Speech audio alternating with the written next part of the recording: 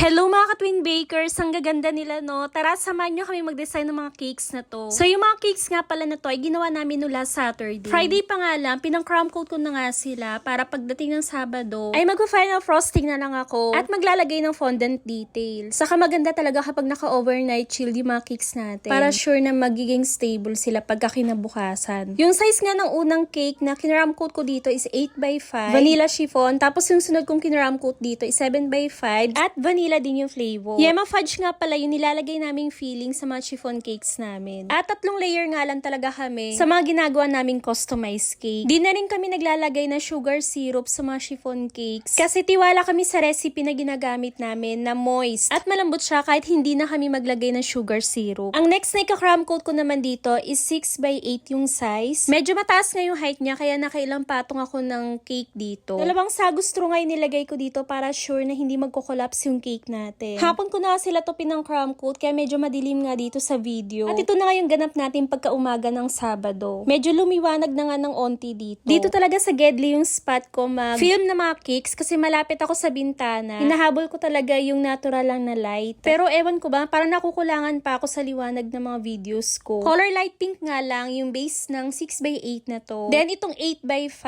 medyo dark naman yung pagka-pink nito. Kinover ko nga muna siya ng light pink para manipis na lang na color pink yung ipapahid ko dito. Yung ginamit ko nga ang color dyan is yung pink ng Sugar King. At yung last cake nga na finrostingan ko dito is itong 7x5. Gumamit lang ako ng Petraco Red para ma-achieve yung ganyang kagandang pagka-red. So Barbie theme nga yung pinasang design sa atin ni customer. Medyo happy nga ako sa kinalabasan ng cake kasi feeling ko na-achieve ko naman yung pinasang design sa amin ni ma'am. Barbie nga na logo is pinapapalitan ni ma'am ng Aviana, which is yung name ng celebrant. Tapos nagpa-add lang siya ng number 3 sa cake. Ako na daw bahala kung saan ko daw ilalagay. Eh medyo plain naman dyan sa gitna kaya dyan ko na lang siya nilagay din. So yung mga fondant details nga dito sa cake, as usual si Vera yung gumawa. On the spot niya lang din ginawa yung mga fondant details Sabado ng umaga. Anyways, nung last year na second birthday ni Aviana ay kami din yung gumawa ng cake niya. Same theme, Barbie din yung pinagawa sa amin ni ma'am. Kaya thank you so much Ma'am Georgette Ann sa pag-order. Sana next year kami pa din yung gagawa ng cake ng baby mo. Nag-sprinkle nga lang ako dito ng white dragées. At sa last detail, naglagay lang ako ng happy 3rd birthday sa cake drum. At ito na yung finished outcome ng ating cake. Gagandahan talaga ako sa kinalabasan niya. Ang next cake naman na gagawin natin is McQueen ng theme. Si Vera na nga naglagay ng black na fondant dito sa cake drum. Pinunasan ko nga siya ng basa na tela para matanggal yung mga cornstarch. Kaya medyo moist siya dito sa video. Tapos yung mga checkered, inisa-isa ko siya nilagay kasi dito nga lang sa harap yung checkered niya. Tapos parang pyramiding pa yung arrangement ng mga checkered. Nagdagdag pa nga ako na isang row dyan kasi medyo napadami yung ginawa ni Vera na checkered. Ako sabi ko sayang naman kaya dinagdagan ko na lang. Then nilagay ko na nga din dito yung mga toy na cars. Number 2 at yung name na ADL. At ito na yung outcome ng ating cake. Ang next cake na gagawin namin dito is itong 8x5. Black pink naman yung theme ng cake na to. Para sa 7th birthday ni Kendra. Yung name niya nga dito is gawa sa cardstock. At syempre ako nga din yung gumawa niyan. Medyo nagagamay ko na nga din gamitin yung Cricut. Pero alam ko marami pa akong dapat na explore. So nag-decide nga lang si Ma'am Amor na mga toys na lang yung ilalagay dito. In-order ko nga lang sila sa Shopee. Pagka-confirm nga sa akin ng order ni ma'am, chinek-out ko kagad para maiwasan na hindi ma-delay. Tapos yung mga notes dito, mano-mano lang ni Vera ginawa. Wala kasi kaming molder. Tapos dito gumamit lang kami ng medyo makapal na wire para ma-hold niya yung bigat ng fondant. Actually, hindi naman mabigat yan. Then, nagpa-add si ma'am sa akin ng 12 pieces na cupcakes with printable toppers. Yung color nga, tinurno ko nga lang din sa theme niya, black and pink. At ito na nga yung finish outcome. Maraming salamat sa nag-order sa amin nung Sabado. Belated happy birthday sa inyo. So yun lang guys, sana nagustuhan yung cake vlog natin for today. Thank you for watching!